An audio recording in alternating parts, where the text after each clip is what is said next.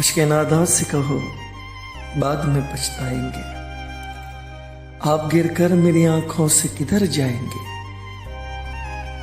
اپنے لفظوں کو تکلم سے گرا کر جانا، اپنے لہجے کی تکاوٹ میں بکھر جائیں گے۔ تم سے لے جائیں گے ہم چھین کر وعدے اپنے، اب تو قسموں کی صداقت سے بھی ڈر جائیں گے۔ ایک تیرا گھر تھا میری حد مسافت، لیکن اب یہ سوچا ہے کہ ہم حد سے گزر جائیں گے۔ اپنے افکار جلا ڈالیں گے کاغذ کاغذ، سوچ مر جائے گی تو ہم آپ بھی مر جائیں گے۔ اس سے پہلے کہ جدائی کی خبر تم سے ملے، ہم نے سوچا ہے کہ ہم تم سے بچھڑ جائیں گے۔